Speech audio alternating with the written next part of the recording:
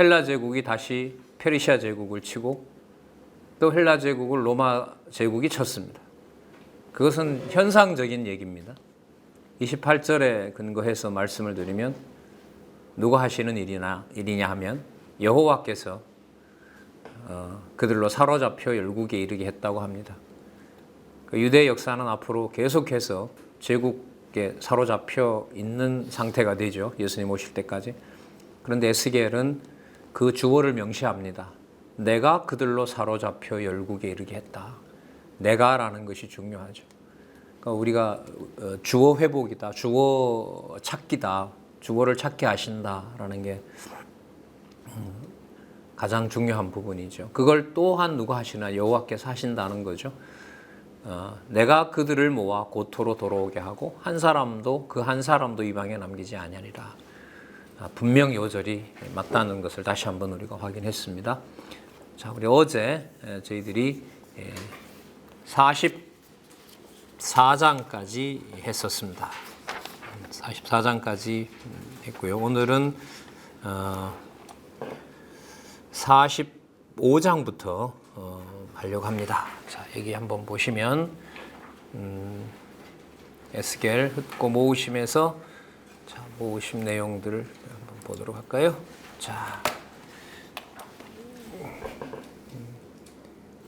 네레미야죠. 네레미야고, 자, 여기 보겠습니다.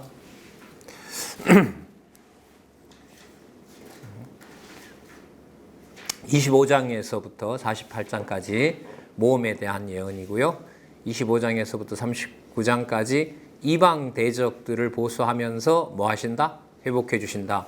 거기서 가장 많이 강조됐던 또 우리가 확인했던 개념은 아까 요절에도 나왔죠. 누가 한다? 그걸 내가 한다. 바로 여호와께서 하신다는 사실을 살펴봤습니다. 그러니까 이 선지서 이후부터는 모든 제국의 역사를 읽어 나가는 아주 명확한 해석을 하나님께서 해주신 거예요. 그러니까 이걸 이제 우리도 자녀들이 잘하고 있고 후배들이 잘하고 있는데 이 선지서 공부가 글쎄 저는 너무 진짜 생명과 같았어요. 대학 가서 이제 막 눈이 열리고 공부 재미가 있어지고 역사책 읽고 막 세계사, 국사 속 이렇게 우리나라 역사도 들어가는데 이 정보는 알겠는데 저희들 당시에 그 광주 민주항쟁이 있었잖아요. 그 실존 인물들이 수백 명의 사람을 죽이고 뻔뻔하게 살아간다는 게 도저히 용납이 안 되는 거예요. 강에는 여호와께서 하나님께서라는 주어가 놓아지는데 거부할 수는 없고 이게 믿어지지 않다 보니까 참 이래서 이게 뭐 병이 올 수도 있겠다 이런 생각도 많이 들었거든요. 그래서 이제 그때는 이제 이 정도 성경을 몰랐고요. 처음에 이제 좀 알았을 텐데 다가오는 저희들 세대 우리 후배들이나 자녀들에게 그 모든 역사 여기 보면 나오죠. 암몬, 모압, 에돔, 블레셋 글자 좀 더 켜볼게요. 이 정도는 보이시죠? 장로님 안 보이세요? 보이세요? 네, 보이죠? 자, 암몬, 모압, 에돔, 블레셋, 두로, 시돈, 애굽, 아수르 다 나왔죠. 여기에 자 주어가 누가 한다? 내가 한다. 이게 엄청 중요한 겁니다. 그래서 저는 이 성경신학으로 모든 세상의 학문 이러면 저는 인문학이 제 어떤 관심 분야였으니까요. 인문학 이러면 문사철이라고 보통 얘기하죠. 문학, 그다음에 역사, 철학. 그 문사철이라고 하는 모든 인문학의 그 총 주제가 나왔다고 보는 거죠. 이걸 에스겔에서 분명히 명시하고 있는 거죠. 누가 한다? 내가 한다. 내가 한다. 자, 그리고 어제 살펴봤습니다. 애국을 보수하고 그 다음에 뭐 한다는 것이죠. 멸망한 유다를 회복하시는데 예언대로 백성이 망하고 여호와를 알게 된다. 이게 계속 또 강조가 되죠. 그렇게 해서 누구를 알려준다? 여호와를 알게 한다. 이게 계속 나오죠. 여호와를 알게 한다. 여호와를 알게 한다. 여호와를 알 것이다. 자, 그 다음에 마곡은 어느 지파라 그랬죠? 야벳 후손이라 그랬죠. 그러니까 마곡은 그 노아에게 했던 약속이 있었습니다. 야벳 족속은 뭐 하리라? 창대하리라고 약속했었죠. 그러니까 마곡을 여기서 등장시키는 이유가 마곡은 멸할 수가 없어요. 너무 강하기 때문에. 예수님 당시에 있었던 제국이 로마 제국이었잖아요. 역사적으로 보면 이 로마 제국이 누구 때문에 결국 견디지 못하느냐? 그 북쪽에 있는 야만인들이 그 러시아나 그 북쪽에 북유럽에 있는 그 스칸디나비아 반도 이쪽에 해적하는 자들 있죠. 진짜 짐승 같은 자들.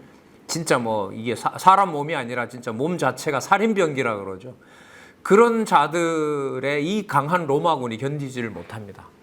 그래서 그 오토 아켈인가요? 그 사람이 로마를 치게 되죠. 로마 제국이 하루아침에 다 끝이 나죠. 그러니까 세계를 집어삼키는 힘을 가지고 있는 족속의 상징적인 이름이 마곡입니다. 야벳 족속입니다. 그러니까 지구의 땅덩어리는 야벳 쪽이 가져가게 돼 있어요. 미국이 그야말로 여러분 유나이티드잖아요. 진짜 온갖 유럽의 잡종들이 다 모여 있는 데 아니에요. 말이 뭐 유나이티드라고 하는 거지 형식상으로 모아놓은 거고요. 그 나라의 번창은 우리가 지금 보는 것처럼 뭐 상상을 초월하는 지구를 떠나서 다른 데 땅을 지금 또 옛날 콜럼부스처럼 다른 별에다가 그 땅을 찾겠다고 저렇게 난리를 칠 정도로 어마어마하게 부강한 나라죠. 그러니까 마곡을 등장시키는 이유는 뭐냐면 마곡과 연합군이 이스라엘을 친다는 말은 사람의 힘으로 뭐 할 수가 없다. 연합군을 당할 수가 없다는 거죠. 여기서 저는 이제 세계사 이런 게 막 뻥뻥 뚫리는 거예요. 1차, 2차 세계대전 주범이 유럽인들일 수밖에 없구나. 그렇죠. 1차 세계대전도 독일이 일으키죠. 2차 세계대전도 독일이 일으키죠. 그 독일이 일으킨 다음에 독일은 잠시 쇠퇴하는 거 했더니 독일은 다시 세계에 그 유럽을 다시 장악하는 엄청난 강국이 되죠. 그리고 거기에 미국이 개입해서 또 어떻게 됩니까? 세계의 경찰 노릇을 하고 있죠. 그러니까 서구를 욕할 게 아니라 기분 나쁘죠. 그런 걸 보면 한국에 자꾸 간섭하고 하니까. 그러나 멀어 보면 역사적인 하나님의 섭리로 봤을 때는 유럽을 통해서 한국의 복음이 전해지고 그 복음의 영향을 받고 이 짧은 140년 역사밖에 안 되는데 성경을 통해서 우리가 여기 있는 대로 누구를 알게 된다? 여호와를 알게 된다는 것은 우리한테 어마어마한 복인 거죠. 이게 이제 저 역시도 그렇지만은 우리 자녀들이나 얘네들한테 하나님 기회를 주기를 이제 기다리고 있는 거죠. 가족들에게 복음 전하는 건요, 10년, 20년, 30년도 걸려요. 30년도 걸려요. 이 저자인 우리 원로도 형제들이 많으시거든요. 그래서 저는 처음에 다들 다 이 저자의 강의를 다 들으시고 그러시는 줄 알았어요. 그런데 이제 뭐 그 강의에도 나오지만은 뭐 친척들이 이렇게 만났을 때 진리로 소통을 다는 할 수가 없는 거예요, 그게. 그렇기 때문에 이제 각자 안타까운 우리가 상황도 있고 우리가 기다리고 있는 입장도 되지만은 글쎄 이렇게 간절함으로 하나님께서 이 여호와 아는 것에 대한 가치를 우리에게 알려주셨는데 글쎄 이 소원을 하나님께서 들어주시지 않겠나. 그래서 자신이 스스로 이제 성경을 보고 이런 일들이 좀 여기 나오네요. 회복시켜 주셨으면 좋겠습니다. 자, 마고기를 멸해. 이 주어가 본문 찾아보면 나오겠죠. 누구라고 나올까요? 내가 이렇게 나와. 이게 선지서의 핵심이에요. 내가 온다는 건 하나님 직접 오세요. 거기에서 바로 누구에 대한 약속이 직결되는 거죠. 메시아가 직결되는 거죠. 육의 몸을 입고.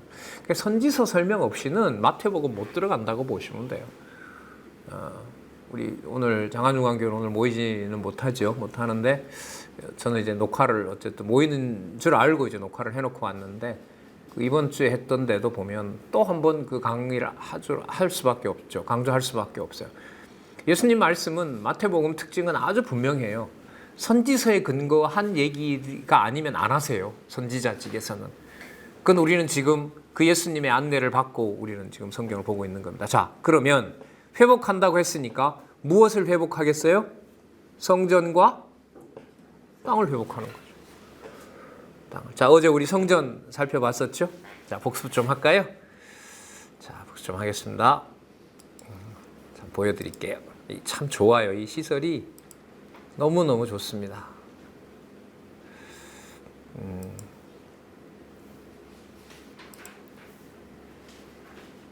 자.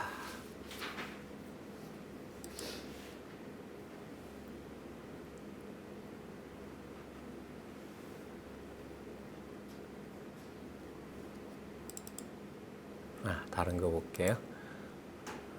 설명을 제가 이렇게 많이 올라와 있어요, 이런 게. 자, 제가 이 영어로 한 게요. 제가 영어 잘도 못하지만 제가 자랑하려는 게 아니라 어제 설명한 것 중에 하나 못한 게 있어요. 여러분 그 도표 나오지요.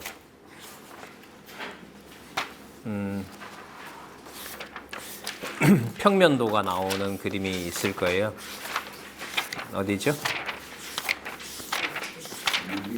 6173 한번 보세요. 6173에 보시면 이걸 이렇게 돌려놓으면 이제 요거하고 똑같죠. 근데 그 6173에 보시면 여러분들 요 공간 한번 찾아보세요. 여기 요거 찾으셨어요? 찾으셨어요? 예. 근데 요 B의 설명을 요 밑에다 해놨더라고요. 제가 한번 여기서 볼게요. 이 B예요, B. B에 이렇게 보면 요게 B 맞죠? B 있는데 여기 보면 이렇게 돼 있어요. 성경 본문에 실제로 그래 돼 있어요. 빌딩인데 이렇게 돼 있어요. 이게 뭐냐면 not explained니까요. 설명을 하지 않은 기능이라는 거예요. 그러니까 쉽게 말하면 요즘 애들 하는 말로 바꾸면 비밀의 방이에요. 설명을 안 하고 있어요. 이 성전의 비밀을 안 밝혀줘요. 자, 이 내용이 41장 12절에서부터 26절에 가면 이 부분을 설명을 하는데 설명을 하고 있어요. 근데 거기 내용을 상세하게 설명을 하지 않아요. 자, 42장 12절에서부터 26절에 가서 보시면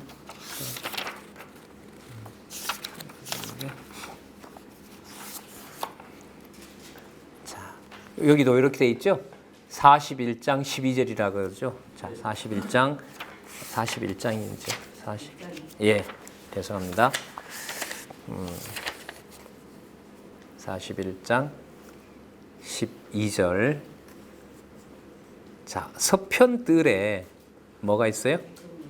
건물이 있는데 광이 70척이요, 장이 90척이요. 90이면요, 95, 40, 45m라 보시면 돼요. 한 척이 50cm로 잡으시면 되거든요. 그 앞에 70척이라고 하니까 7, 5, 35, 35m. 솔로몬 성전의 몇 배라고 한 5배 정도 커요. 그러니까 이게 이게 땅에 건립되진 않았어요. 그런데 말씀을 나중에 드리면 이 에스겔 성전이 뭐에 대한, 이게 구약에 속하니까 누구에 대한 약속이겠어요? 누구에 대한 언약이겠어요? 메시아에 대한 언약이잖아요. 그럼 나중에 여러분 좀 이따 사실 살펴볼 텐데 언약과 성지 섭리도로 볼 거고요. 이 에스겔에게 보여줬던 하늘에 속한 그 성전은 메시아가 장차 이루실 나라, 그러니까 하늘에 이미 정해져 있고 하나님께서 이 땅에 약속하신 에덴 동산을 회복해서 세우시고 최종적으로 보여줄 나라인 하늘에서 내려오는 천국과 연관이 돼요.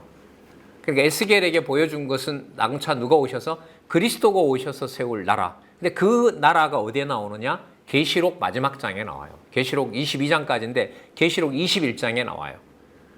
그래서 지금 저희들이 살펴보고 있는 에스겔서의 그 성전과 국토 회복은 앞으로 예수님께서 오셔서 성취하실 천국과 또 성전과, 예수님께서 세우시는 나라는 성전과 뭐가 구분이 안 돼요?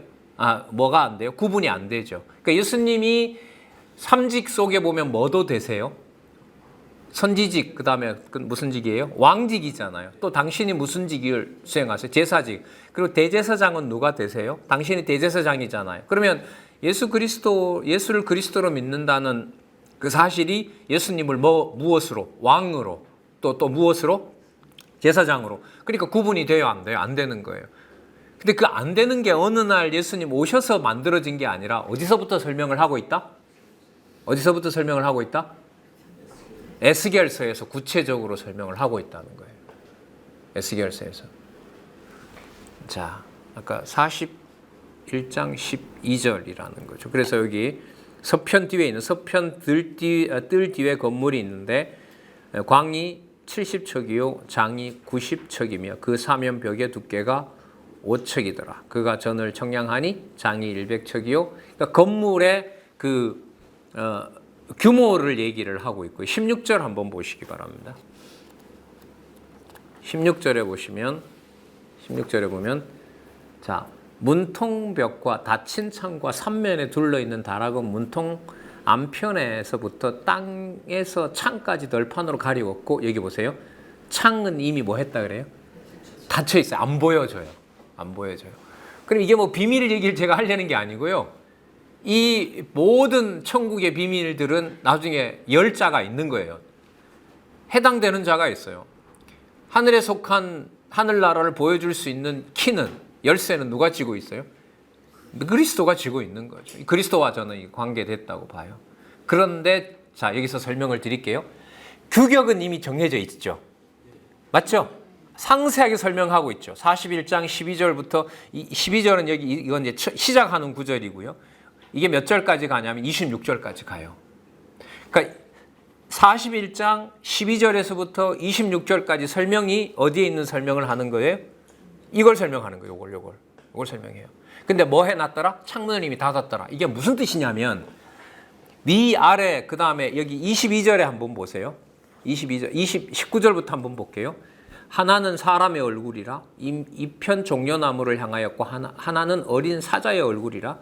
22절 보겠습니다. 곧 나무 제단의 고가 3척이요 장이 2척이요 그 모퉁이와 옆과 면을 다 나무로 만들었더라. 그가 내게 이르되 이는 누구의 상 앞이라? 여호와의 앞에 상이라 하더라.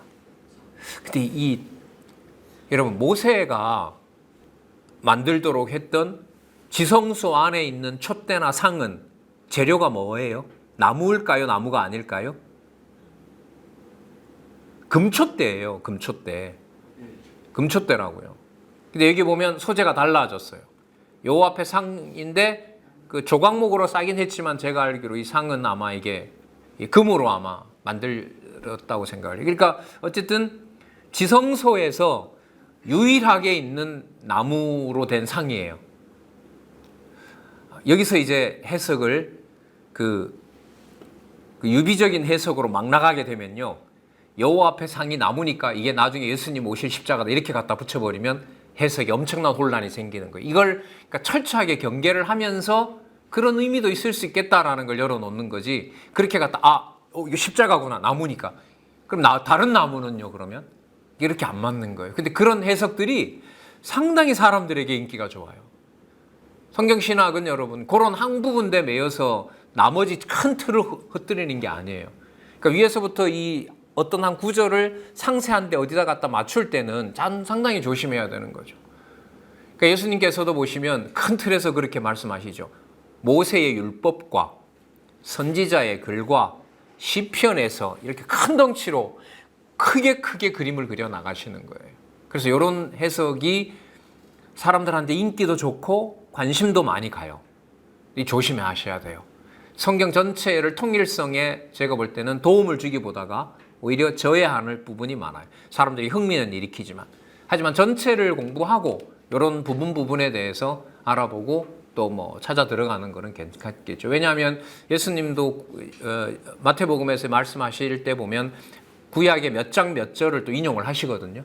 이루었느니라 이렇게 하시기 때문에. 그래서 이런 부분들은 저희들이 연구서를 지금 받아 놓은 저희들로서는 앞으로 치밀한 연구 이런 것들이 남아있다고 보시면 돼요. 자, 그래서 26장까지 요 뒤에 방에 대해서 얘기를 합니다. 그래서 6173페이지에 가시면 그 박윤선 박사님 그 주석에 나와 있는 것을 인용을 해서 쫙 써놓고 있고 거기에 이제 그 방 이름도 설명을 하고 있어요. 그 11번이 뭔지 한번 보세요. 11번이 11번 6173의 11번 서편들 뒷건물 요거예요. 요거. 그러니까 11절에다가 한번 메모하시고 보셔도 될 것 같아요. 41장 12절부터 26 소개를 12일에서 하고 있어요. 자, 예, 41장 12절부터 26절까지고요. 그 4번 있죠? 4번. 4번이 제일 많지요. 4번이 뺑 돌아가면서 있죠. 보이세요? 이게 30개예요, 방이. 여기 백성들이 쓰는 방이에요. 백성들이. 여러분 성전에 백성들이 함부로 들어와요? 솔로몬 성전에? 못 들어오죠. 이건 달라요. 백성들이 뭘 보호하고 있어요? 이 성전을 보호하고 있어요. 그리고 나중에 이제 오늘 살펴보겠지만 이 성전을 누가 감싸고 있느냐? 12지파가 보호하고 있어요. 그래서 12지파로 산다는 것은 중간에 뭐가 보호되기 때문에 사는 것이죠? 성전이 보호되기 때문에 사는 거예요. 그럼 우리가 하나님 나라 백성으로 살잖아요. 고린도전서에 가면 우리를 누구의 성전이라 그래요? 우리가 하나님의 성전이라고 하잖아요. 하나님의 성전이라고 하거든요. 그러면 사도 바울이 그냥 말한 것이 아니라 여러분 이거 보시면 아시겠죠. 지성소가 21번이에요. 21번 지성소를 누가 보호하고 있는 게 돼요? 백성들이 보호하고 있는 게 되죠. 그러면 백성들의 삶은 분명한 건 하나밖에 없어요. 어디로 향하여서 살고 있는 거죠? 지성소에 있는 하나님 이름을 위하는 거죠. 그래서 에스겔이 전 진짜 너무너무 저한테는 선지서와 복음서를 연결하는데 너무너무 도움이 많이 됐어요. 네. 자, 또 한 번 그래서 강조를 드립니다. 자, 그 다음에 이제 우리 여기로 가보겠습니다.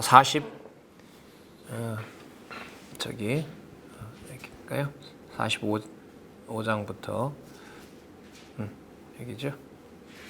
자, 회복될 땅의 분배죠. 요거 볼 겁니다. 요거 보고 이제 다니엘서로 가려고 하는데요. 자, 45장 가보겠습니다. 자, 지도를 먼저 보고 제가 설명을 드리도록 할게요.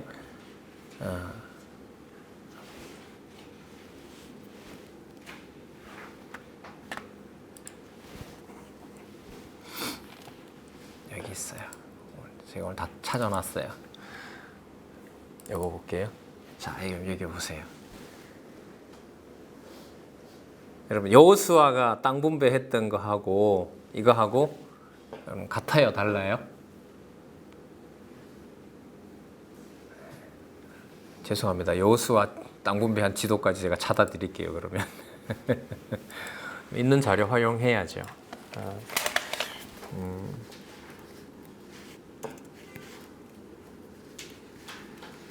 장로님, 지금은 제가 이렇게 치잖아요. 조금만 이제 AI가 발달하면은요, 제가 마이크 끼고 말하면 다 보여줘요.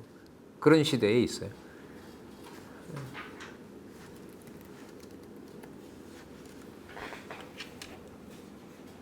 자, 요거 볼까요? 아주 심플하게 나와 있네요. 자, 여러분 아까 그림하고 같아요, 달라요? 예? 틀리죠? 자, 한번 상세하게 한번 볼까요? 단 여기 있죠. 단 여기 있죠. 여기는 어디 있어요? 제일 위에 있어요.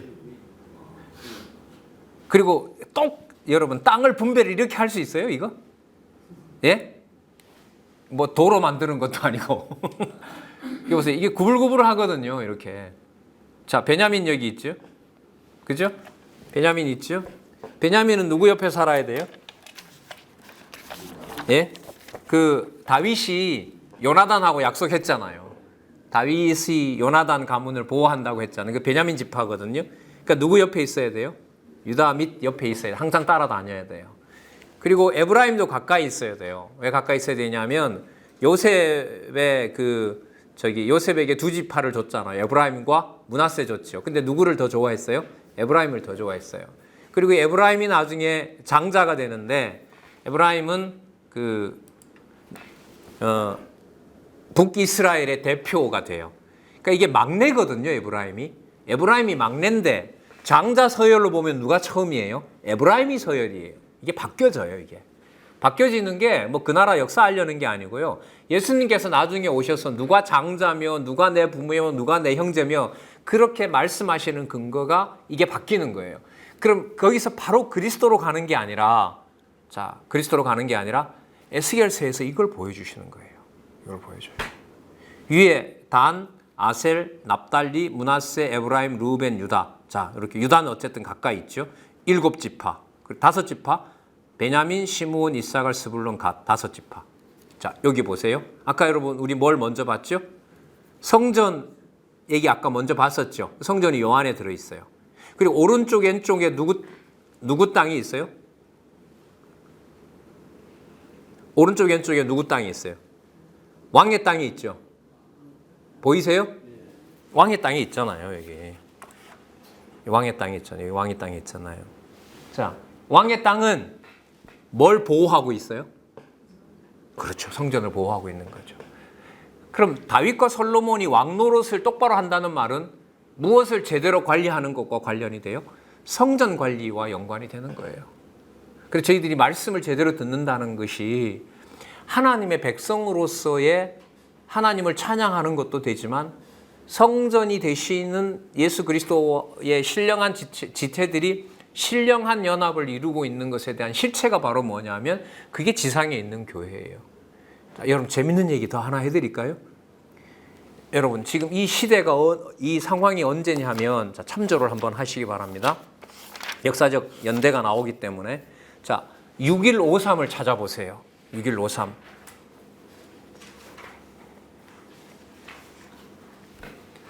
6153 40장 1절을 제가 읽어볼게요. 우리가 사로잡힌 지 몇 년이라 그래요? 25년이요.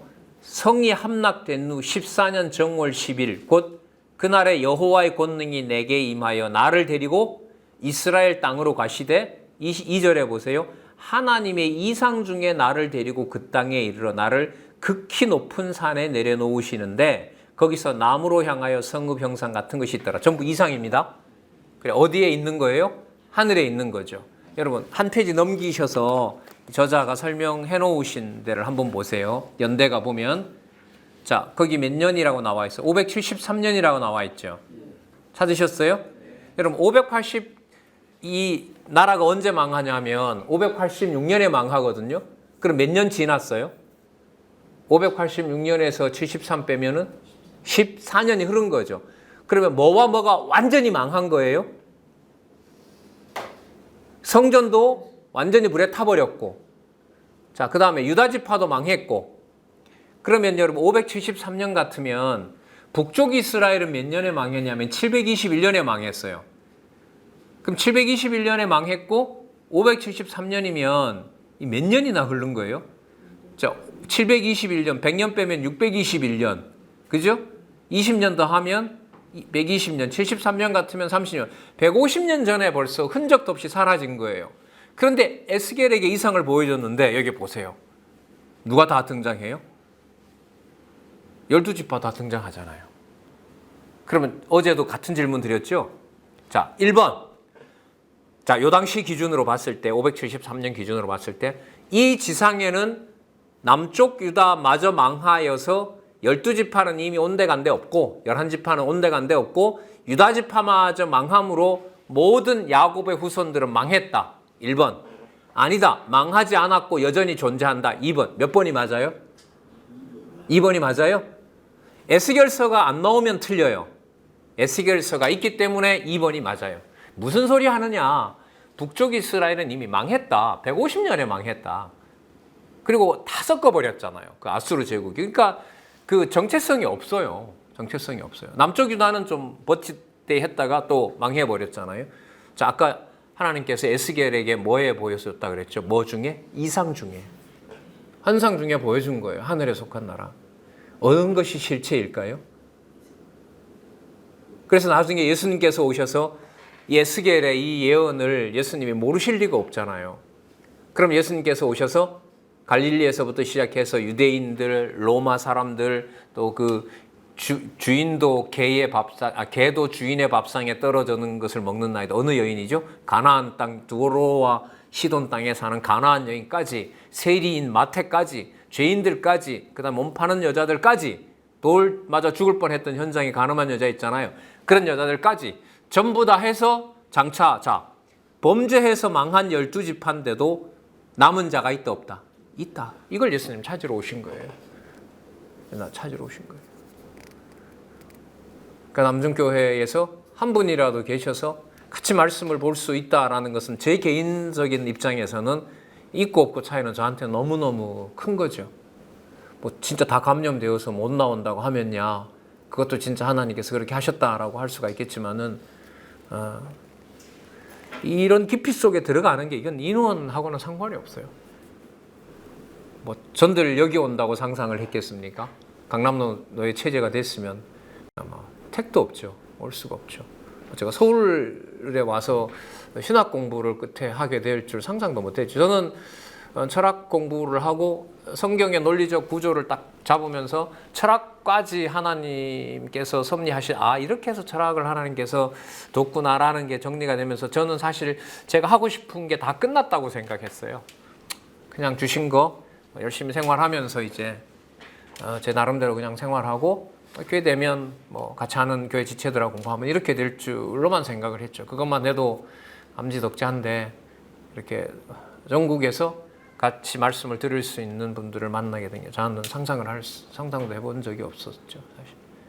근데 진짜 들어갈수록 너무너무 좋은 거예요. 자, 그리고 여러분 어쨌든 다른 사람들은 다 이렇게 해요. 다 연구를 해놔요. 45장, 42장 이거 일일이 다 찾아야 되거든요. 그렇죠? 이런 걸 학계에서 보통 노가다라 그래요. 모르는 게 아니라 다 찾아야서 이게 여러분 얼마나 장로님 이거 다 찾아서 적으려면 이거 한 2-3시간 걸려요. 이렇게 다 올려놓는단 말이죠. 하나님께서 이제 이런 걸 가지고 이제 이용하도록 하고요. 아마 뭐 인터넷 보시는 분들은 좀 화면이 선명하지 않아서 때로는 뭐 하다 해도 일단은 또 공부하시는데 조금의 도움은 된다고 생각을 하고요. 요 땅이 분배가 돼요. 자, 그래서 어디를 표시냐 하면 6208로 한번 가서 보세요. 6208. 스마트폰 찾아도 다 나옵니다. 이거. 그러니까 언제라도 찾아서 궁금하시면 보시도록 하고요. 거기 보면 좁혀놨죠. 예? 자, 오른쪽 왼쪽에 누구 땅? 왕의 땅. 그 누구의 자손들일까요? 다윗 왕의 자손들이겠죠. 자, 밑에 보면 누가 있어요? 베냐민이 있죠. 여러분 그 45장 6절에 그 보시면 그 예루살렘 성문까지 이렇게 나오잖아요. 나와요? 성소 밑에. 그게 여러분 속된 땅이에요. 속된 땅. 그러니까 무슨 뜻이냐면 그렇게 깨끗한 땅이 아니라는 거예요. 깨끗한 땅이 아닌데도 누구 옆에 붙어 있어요? 뭐 옆에 붙어 있어요? 아니 왕 옆에도 붙어 있을 뿐만 아니라 위로 보면 누구 땅이 있어요? 성소와 누구 땅이 있어요? 예루살렘 성읍까지 위에 있는 박스 안에 글자가 뭐라고 적혀 있어요? 제사장의 땅 밑에 오면 뭐라고 있어요? 성소라고 되어 있죠. 자, 밑에 제가 아까 예루살렘 성읍까지라는 이게 속된 땅이라 그랬죠. 이게 땅이 구분이 되잖아요. 그런데도 속된 땅인데 누구 옆에 있어요? 무슨 땅 옆에 있어요? 누구랑 같이 있어요? 제사장의 땅에 성소 옆에 있는 거예요. 그러면 이 땅의 분배로 놓고 봤을 때 더럽고 속된 것들도 어디에 들어올 수가 있게 되는 거예요? 성소에 함께 할 수가 있는 거죠. 그래서 그 가나안 여인이 그렇게 했을 때 예수님께서 내 믿음이 크도다라고 얘기를 하시는 거죠. 그걸 예수님께서 보여주시려고 했던 겁니다. 자, 그래서 요 그림하고요. 지금 오늘 말씀드린 거 요거 하고 보시면 돼요. 자, 그러면 제가 무슨 말씀 드리려고 그런 거냐 하면 자, 45장에서부터 자, 지금 먼저 말씀드리려고 했던 거 말씀드릴게요. 마지막 절이죠. 48장 35절 한번 보시기 바랍니다. 그 위에는 7지파가 위에 있고 밑에 이제 5지파가 있는 12지파를 쭉 소개를 합니다.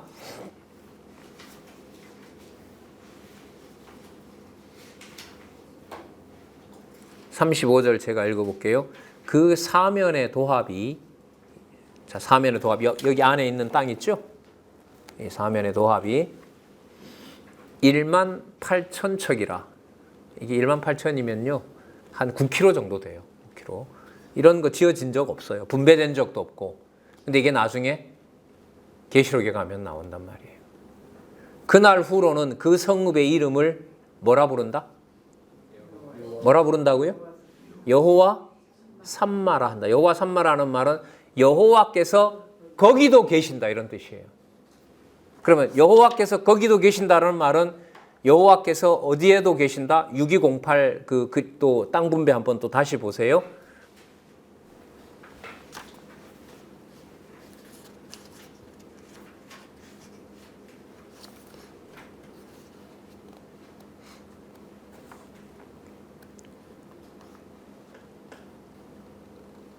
자, 제가 찾아드릴게요. 자, 48장, 그 그림 접으시고요. 48장 15절 한번 보시기 바랍니다. 48장 15절, 지금 기업 땅에 대한 그 12지파 이름대로 분배하신 내용을 설명하는 겁니다. 15절, 이 2만 5천 척 다음으로 광 5천 척은 무슨 땅이다? 무슨 땅이라고요? 자, 따라오시기 바랍니다. 속된 땅이라고 하여 성읍을 세우며 거하는 것과 들을 삼되 성이 그 중앙에 있게 할지니라. 이게 예루살렘 그 성전을 말하는 거죠. 자, 그럼 여기 보시면 무슨 땅이라고 그래요? 예? 무슨 땅이라고 그래요? 여기 이걸 예? 요걸 아까 48장 15절에 보면 여기 또 이 사람도 적어놨네요. 48장 15절에 보면 이게 무슨 땅이라고 그래요? 속된 땅이라고 하잖아요. 그런데 그 6208에 보면 속된 땅 위가 바로 누구 땅이에요? 제사장 땅이고 성전이잖아요. 그러면 성전 옆에 제사장 옆에 일하는 자의 땅이 무슨 땅이에요? 속된 땅이죠. 속된 땅이 여러분 성전 옆에 가 있으면 돼요, 안 돼요? 모세율법에 의하면 안 되잖아요. 그런데 48장 15절의 해석을 어떻게 하고 있어요? 여호와 삼마가 무슨 뜻이라고요? 그러니까 거기에도 계신다는 말은 뭐라고 불리는 땅에도 속된 땅이라고 불리는 거기에도 누가 계신다? 여호와께서 계신다. 그럼 예수님께서 가나안 여인이라고 해서 내치면 되겠어요? 안 되겠어요? 안 되는 거예요. 그래서 오늘도 아까 말씀드렸지만 선지서 바탕이 되질 않으면 예수님이 말씀하시는 건 다 새로운 얘기가 돼요. 그거는 통일성 공부에 있어서 바람직한 것이 아닙니다. 자, 그래서 이 부분하고 이렇게 연결을 시키도록 하겠습니다.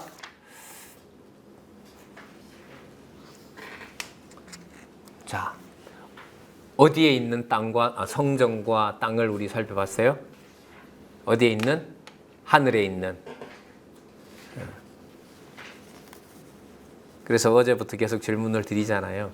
자, 아까 망한 지가 벌써 14년이 됐으니까 바벨론의 포로 생활하는 것이 실체입니까? 아니면 하늘에서 하나님께서 이미 지어놓고 준비해 놓으신 숨겨진 남은 자 12지파가 함께하는 이 이스라엘 야곱의 후손이 진짜입니까?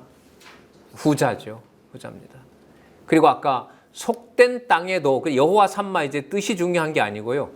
여호와께서 거기에도 계신다. 거기다라는 말은 아까 어떤 땅에도? 어떤 땅에도? 예? 속된 땅에도 누구의 이름이? 여호와의 이름이 계신다. 그러시면요. 나중에 예수님께서 오셔서 이방 사람들을 대하는 걸 한번 잘 보세요. 그게 뭐하고 연관이 돼요? 선지서하고 연관이 돼요.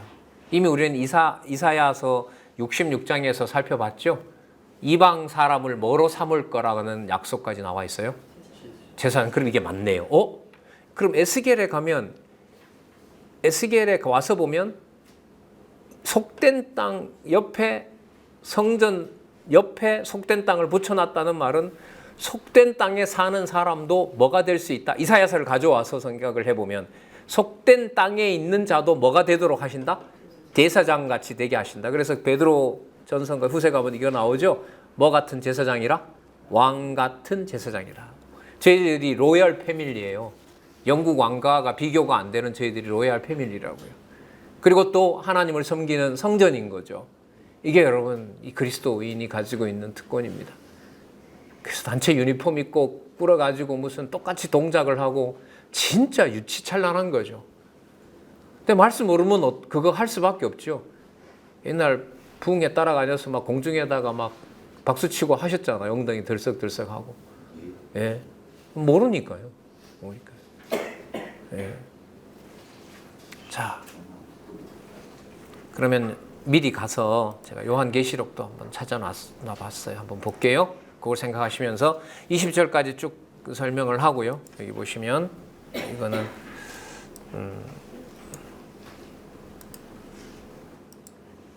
자, 크게가 안 나오니까 일단 크게 놓고 한번 볼게요.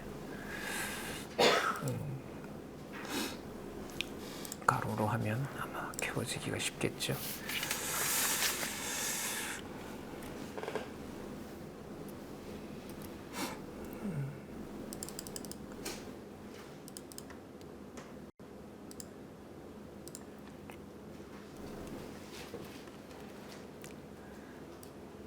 자, 여기 보세요.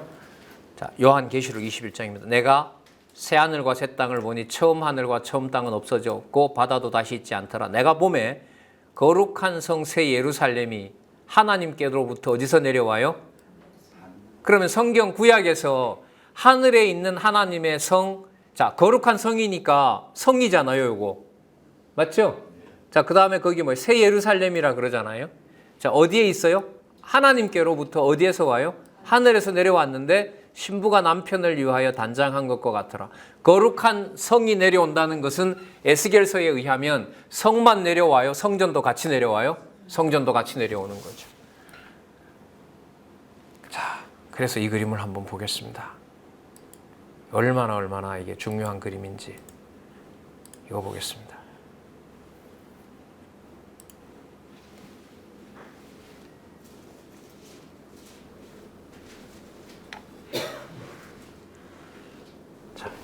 보이시죠? 예, 딱 이거죠. 자, 하늘로부터 뭐가 내려와요? 새 예루살렘이 내려오죠. 예루살렘 성전은 언제 지었어요? 여기서 지었죠. 근데 에스겔서에 보면 이때 지은 게 아니에요. 이미 어디에 동서남북 규격까지 다 정해져 있어요? 창세전에 다 정해져 있어요.